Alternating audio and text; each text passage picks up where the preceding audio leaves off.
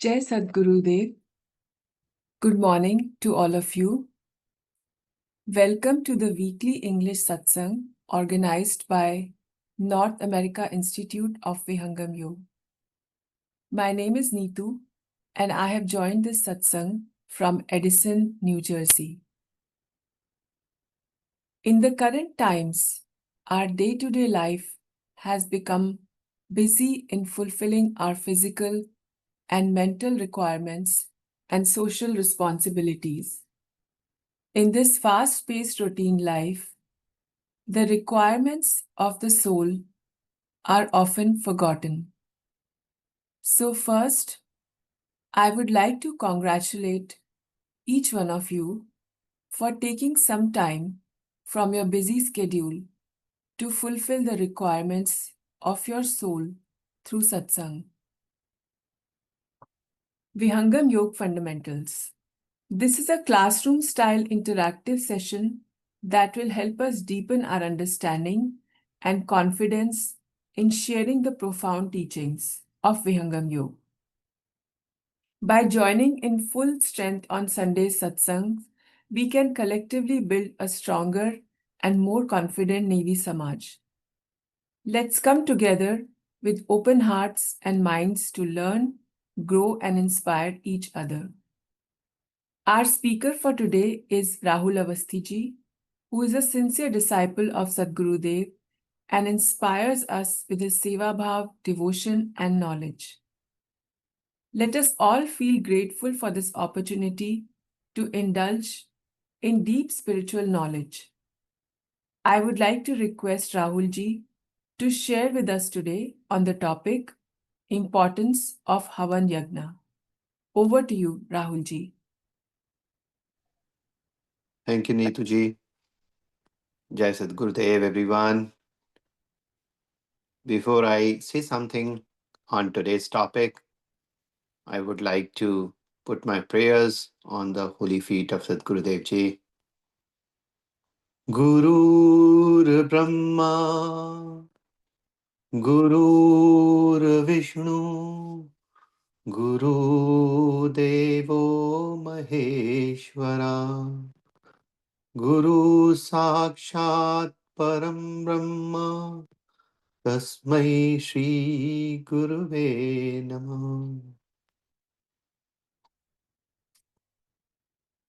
Today's topic is really important from understanding the importance, yagna, and what are the benefits which we are going to get out of yagna. Why should we be focusing our energies, effort, direction towards going into be a part of the yagna? So I would like to consider today's topic from the scientific perspective, along with the guidance by um, various rishis as well as various books or um, spiritual journey by the rishis, which has helped out and collaborated all of this effort in terms of bringing up the yajna which we see today. So, from the yajna perspective, we see yajna are simply the rituals, and most of us might be knowing about yajna. So, I might be repeating some of the things which looks very usual to you, but now it's very important that we really focus on the fundamental, understand the fundamental, start picking our thoughts from the fundamental itself. So, as I was saying, that yajnas are the rituals which involve offering usually to a sacred fire accompanied by mantras for the purification of the life, mind, and actions. Especially if we see from the Vihangam Yoga perspective, this is indeed a building block. This is indeed a basic building block, I should say, for the organization as a whole. Sadhguru Sadafal Dev Ji started his journey of dissipating the knowledge with 100,000 mantras, ahutis he has done. He started his sharing or dissipating the knowledge after that. So you can understand, you know, this to be the basic grounds on which the organization really focus and builds on. And as we know that yagna are performed, and we can go back some of the Vedas which are really focused on the knowledge of yagnas. They are specifically meant for praying the god and co-harmonization of the living beings. That is the goal which is which has been taken up. And for Vihangam Yoga also, this has been a part of the basic knowledge which we expect that all the disciples should have.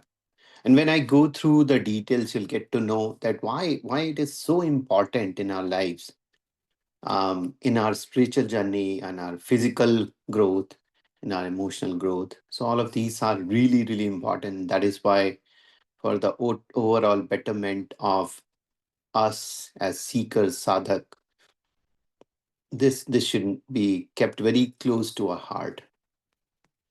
Now, yagnas are certainly the method to bring yogis or the seekers into the direct contact with the source of the universe.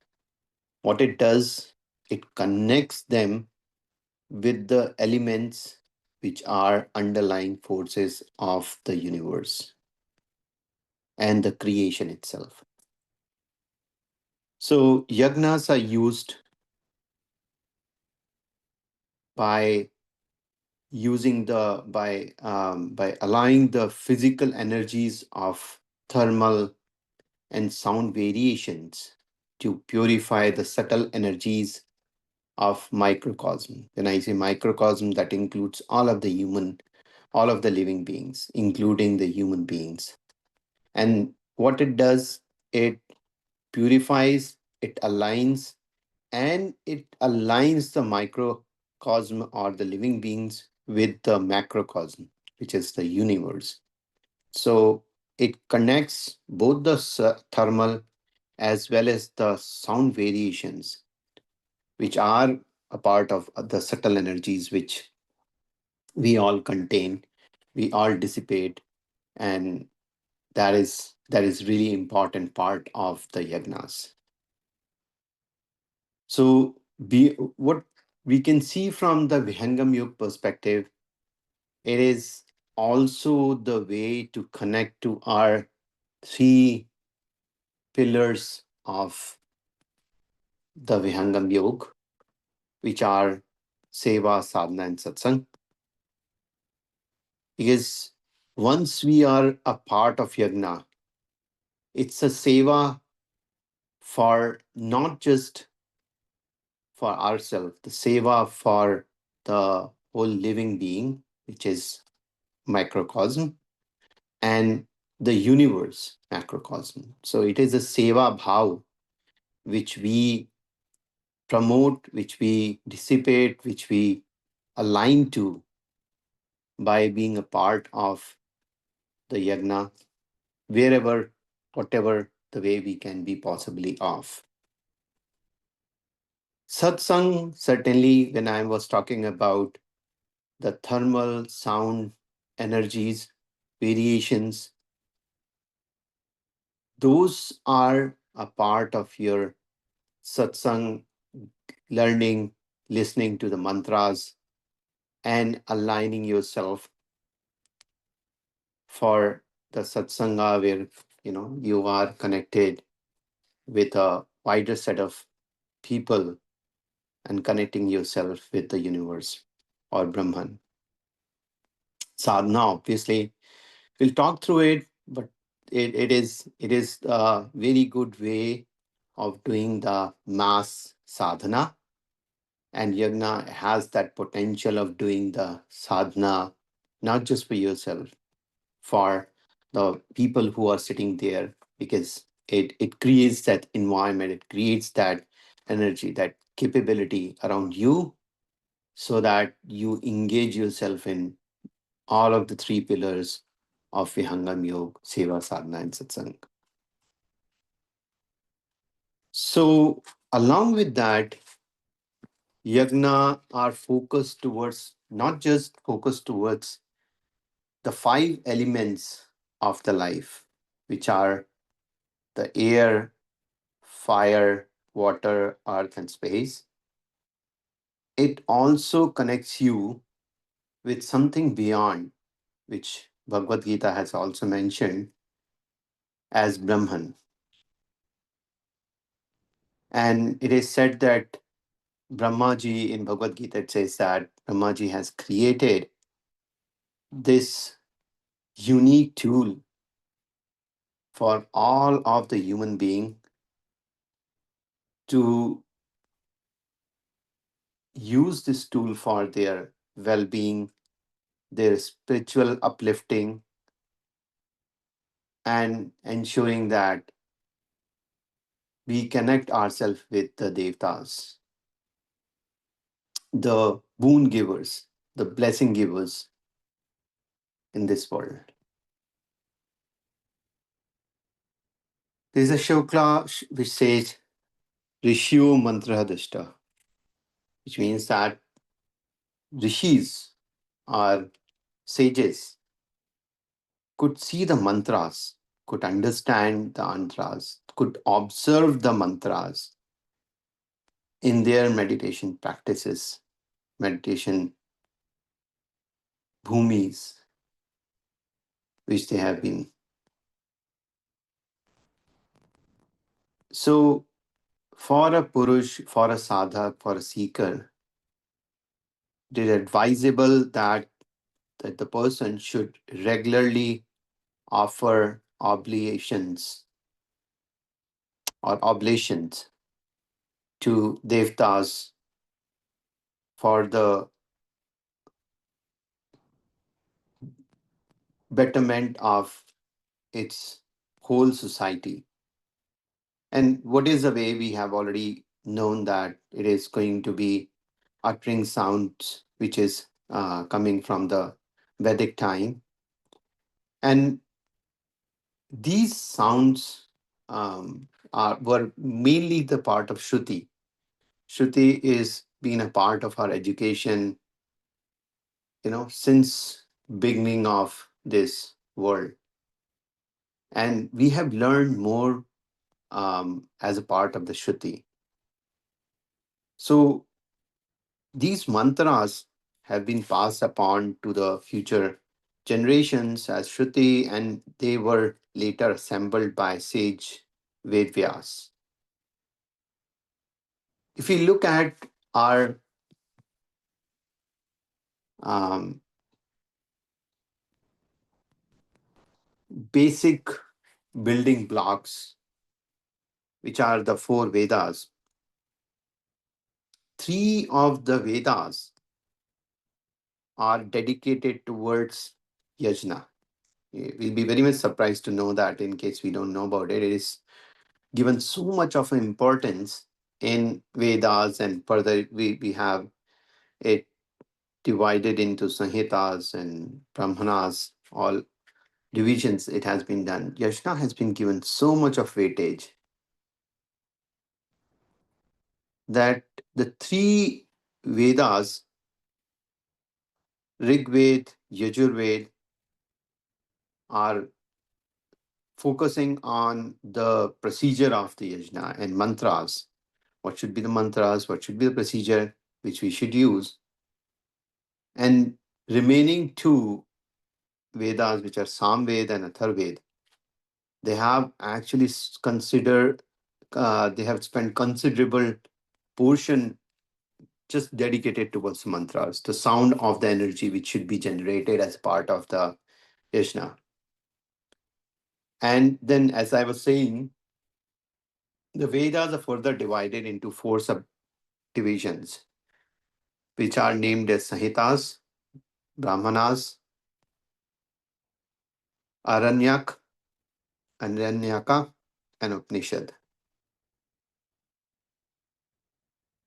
And these elucidate the intricacies of the yagna technique. So just from the perspective that it's such a powerful tool that we have been given this direction guidance in the basic building blocks of the Vedas as well.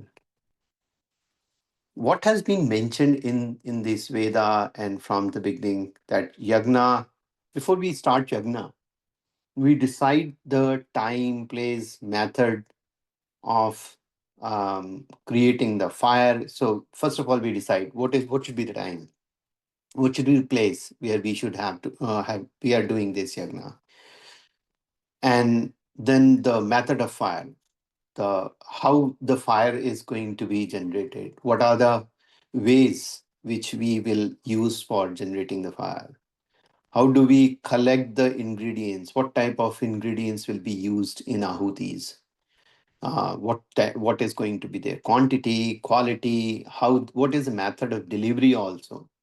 All of these things are precisely been discussed and given a direction in Vedas that this is what we have to follow.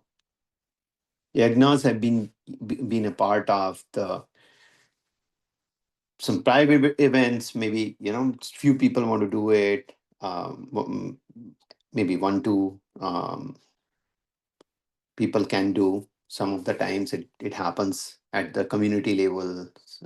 Some do it in the ceremonies like birthdays, marriage, and so on and so forth. It is not just limited to one single ask. It is for the betterment of, or it depends on the occasion also, that what occasion we are going with. But every time it goes and brings special benefit to the person who is the seeker and that goes in that path. Some of the benefits which we should always keep in mind when we are talking about the yagnas. So the chanting improves the breathing pattern, and this breathing pattern improvement prolongs the aerosol. Aerosol, I'll talk about the aerosol, how the aerosol is generated. But for now, the aerosol which is generated, it comes in the contact with the respiratory tract and the vibrations. So not just that physically what we are seeing, that aerosol is getting generated out of these yagnas, but also the vibrations which are getting generated by chanting of the mantras. They generate the electromagnetic vibrations or in atmosphere around us that soothes the vibration and bring us in sync with the microcosm, which is Brahman, right?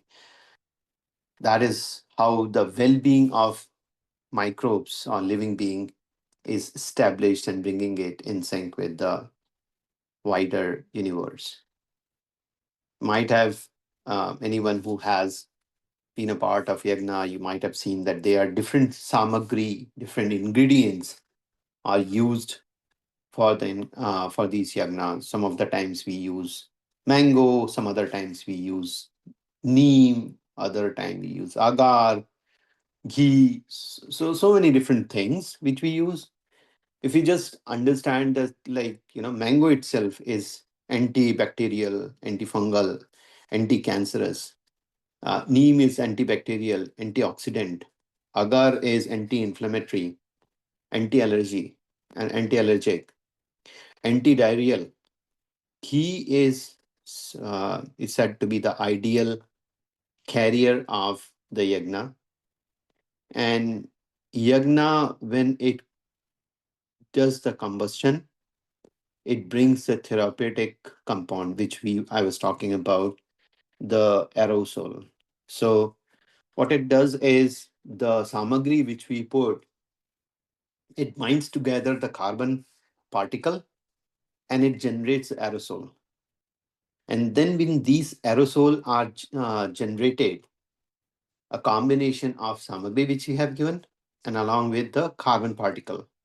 And these aerosol, when inhaled, they trigger the antimicrobial or immune response. So it is a very good way for inhalation and ensuring that the immunity is improved.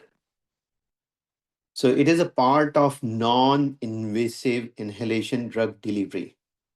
And think about it, we are talking about thousands of years when this is given to the people in a form of non-invasive drug inhalation. So the drug is given in a format to not just to human being, but to the other living beings also, so that it brings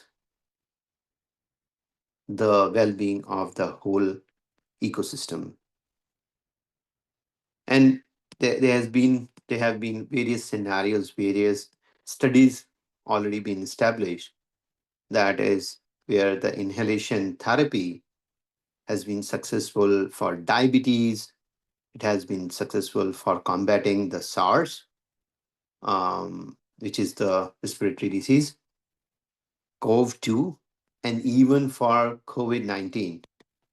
It has shown the high chances of recovery and immunization against these by the antiviral therapy. So that is, you see the potent of the non-invasive inhalation therapy, which is being given with not, explicitly selling it off that, you are getting this, because it is not just one single thing. It is so many things bundled under yagna, which is coming with performing or being a part of the yagna. So is in case it would have been more of a selling, right? Just like now, those all things would have been listed out that, okay, this is what you're getting. But that's where our understanding is very important on the benefits of yagnas.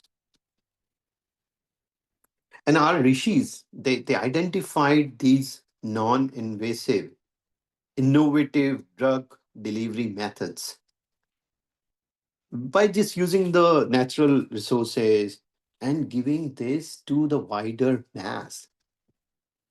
We thousands of people sitting in one single place, giving this innovative way of drug, bringing them their immune system better.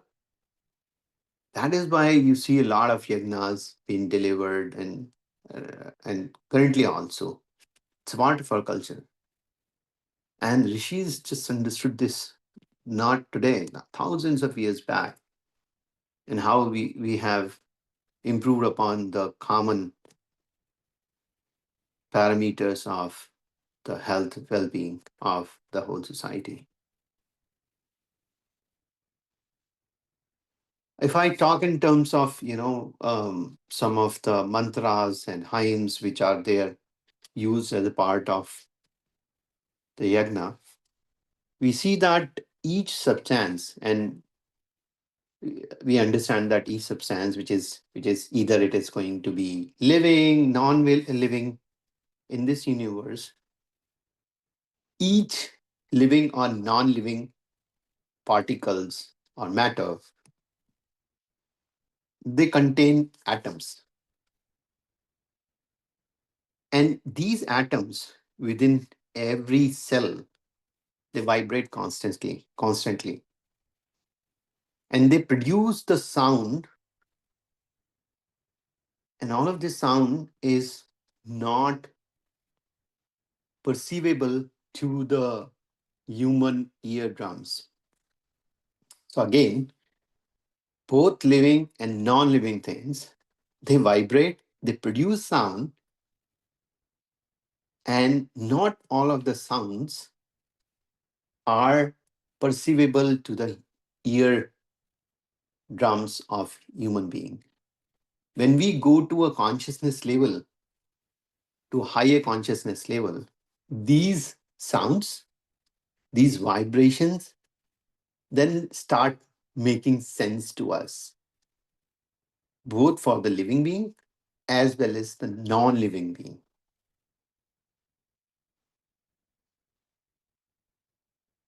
So, what rishis have done, the sages have done, they actually grouped the unique sounds into mantras. They created the mantras by identifying the unique sounds that will harmonize the microcosm body, which is the living being body, with the macrocosm, which is the Brahman universe. And they have chosen the set of unique vibrations and sounds in such a manner that by chanting these mantras, it increases the soothness in the body, and it deters the spike of protein properties, which you find in the SARS and CoV-2 sort of respiratory diseases, something similar to your COVID-19, if you're not aware of SARS, something similar to the COVID-19. So it soothes the body and it deters the spike of the protein. It is such a competent way of reducing these diseases, mass diseases, which could occur and has not occurred in the past. That's seriously. We can just understand by just taking an example that how the sound of anger in the conversation increases the blood pressure, the temperature, and it disrupts the organ structure, the functioning of brain, heart, and neurovascular organs. When you would have seen that, there's a anger discussion going on, or two people are shouting, you can feel yourself that your blood pressure, you'll not be liking it. That sounds are something which you'll not like. And that certainly increases, that directly impacts our heart, body, and mind. Wherein, if the vibrations are soothed enough, which are harmonized vibrations, that has a bigger impact to our heart, brain, especially because these are the water organs. And as we know that the organs, they vibrate more than the solid organs, right? So the water organs create more vibrations, and that is why which you see that the impact of negative vibrations, they impact the water bodies, water organs more as compared to the solid organs. That is why the impact more goes to the heart, more goes to the brain as compared to the solid organs. And that is why, creating that vibrations around you, the environment around you, that makes our heart, body, and upper part of the body more conducive, more capable, and more helpful for us. And we have already seen that there are music therapies which are recognized for the mental health. Music therapy is also recognized for the pulmonary rehabilitation, and also it is proven fact nowadays. A lot of people apply it that chanting of Om improves a vibration surround that can help in the stress management and emotional stability. Along with that, that's one important point which happens from the spiritual perspective, which we should understand that Om and these mantras, as I said, they bring special type of vibration sound. And these vibrations pass through the nadis. Ingla Pingla Nadi. They pass to the nadis and they simulate the chakras. Chakras are the energy centers, and they simulate these chakras. And they also they improve upon the energies which should be going to the brain center. And we have a gland called as pineal, pineal gland, which is actually the center of right and left brain.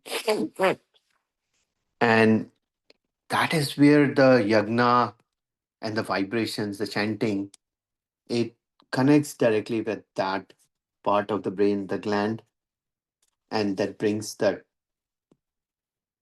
capability improvement in our energies immediately.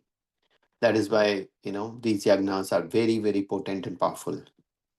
We know about some of the other things like air purification, reduction of the microbial load, removal of the harmful gases, insecticidal, bacterial impact, or fungal impact, antiviral properties, reduction of the radiation. These are some of the things which are now already proven coming out of the yagnas. It is not new, not a new theory or anything which is new.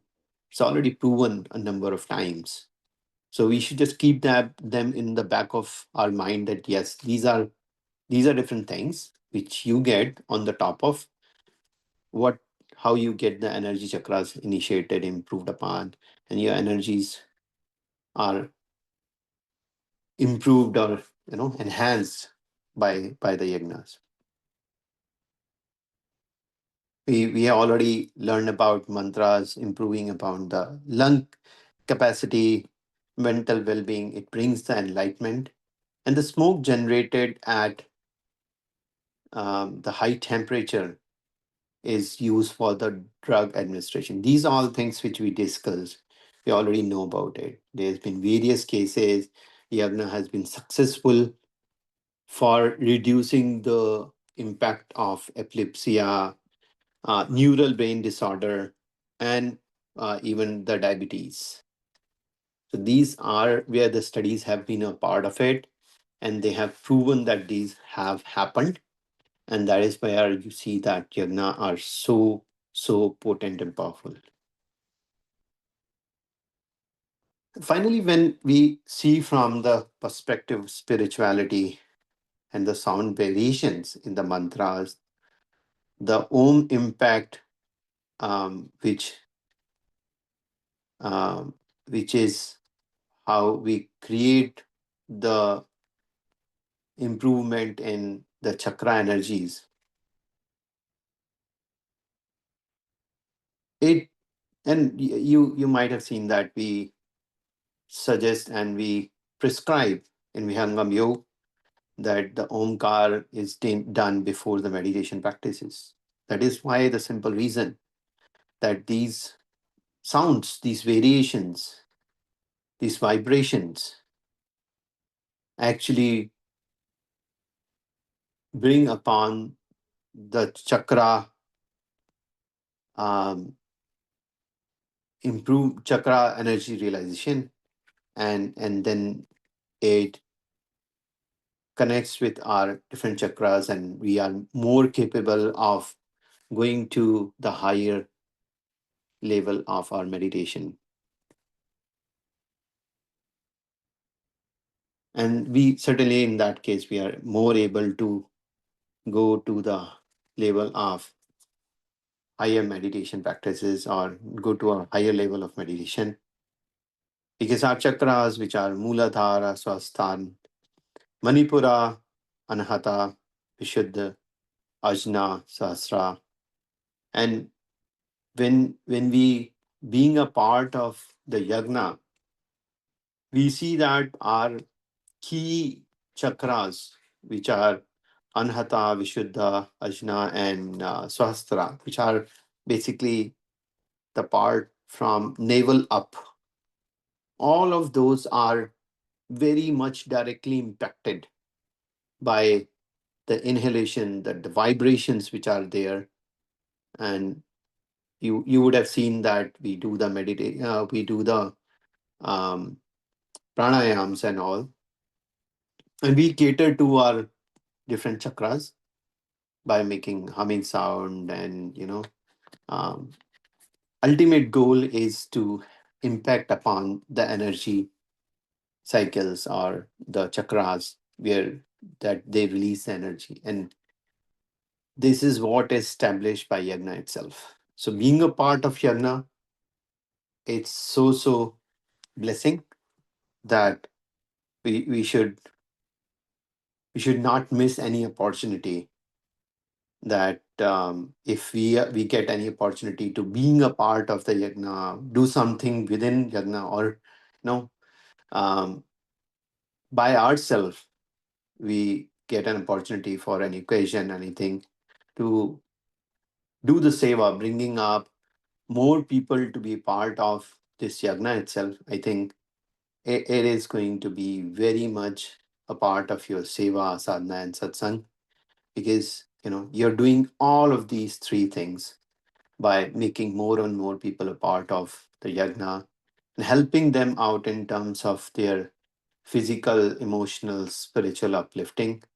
So whenever next time you get an opportunity to being a part of yagna, just consider all of these things which we discussed, and just not for yourself, but for the living being, but the other people around you, thinking that yes, this is a very good way to deliver our seva to them.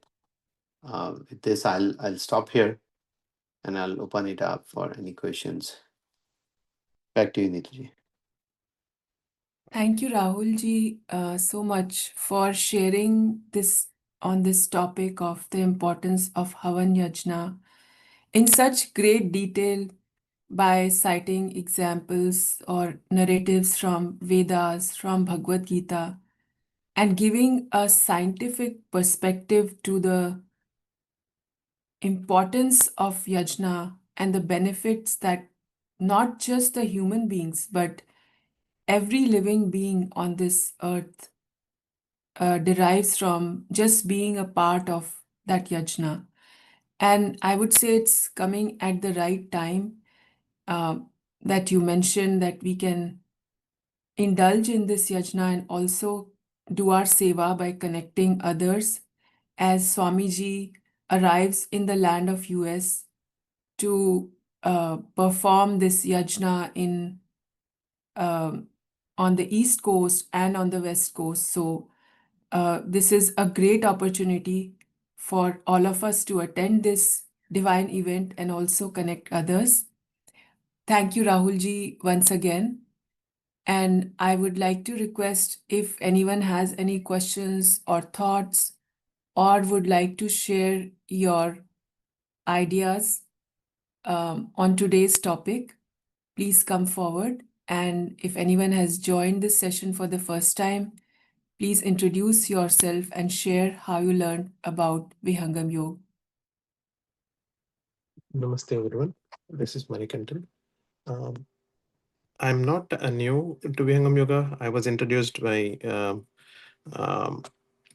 Utkarji, and I've been practicing not that much regular, but I'm trying to. Today, after a long time, I joined.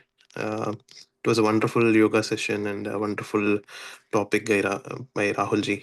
Thank you so much with detailed explanation. Thank you, Maniji. It's a pleasure that you are here in the call. Thank you so much for joining. Thank you, Maniji, and welcome to this satsang and Jai Sadgurudeo. Jai Sadgurudeo.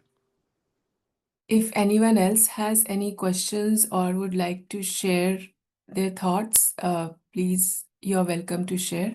We can spend another 5 minutes and then we will move on to the next session. Okay, so let's move forward to the next section. I would like to request everyone to share the details of the yajna with your friends, with your family, with your acquaintances, so that maximum number of people can be benefited from this yajna. So if you have received any information on the groups, please do forward it and share it with as many people as you can.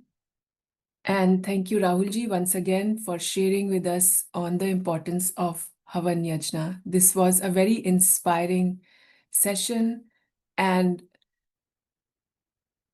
these sessions help us to gain the knowledge that then help us to share with confidence the fundamentals of the teachings that we are learning in these sessions. Now we have reached the last phase of today's satsang. I request everyone to sit down for Shanti Path. In Shanti Path, we chant for peace for everyone in this universe. May Sadgurudeo bless the entire cosmos with peace, love, and prosperity. I would now request Devji to recite the last few lines of Shanti Path for us. Over to you, Devji. Jai Sadgurudeo. Shanti Path. Hey Prabhu Shanti Swarupa Ho. Shanti Shanti Smar Shanti. Shanti Shanti Jana Shanti Ho. Purna Shanti Ma Shanti. Hey Prabhu Shanti Pradana Kara. Duro Sarva Ashanti. Deva Sadafala Shanti Maya. Shanti Shanti Sukha Shanti. Jai Sadgurudeo Bhagwan Ki Jai. Thank you. Thank you, Devji, for such a soulful recitation of Shanti Path. I would like to thank all of you for joining today's satsang. I encourage everyone to ponder upon the topic we discussed today. I'd like to extend a heartfelt thanks to Sulbhaji, Rahulji, Maniji, and Devji for their seva and active engagement in this session, and for the team behind this for organizing and coordinating this satsang. I pray to Sadgurudeo for peaceful and spiritual week ahead for all of us. See you all next Sunday at 9 a.m. EST on the same Zoom session. Have a wonderful day and week ahead. Jai Sadgurudeo.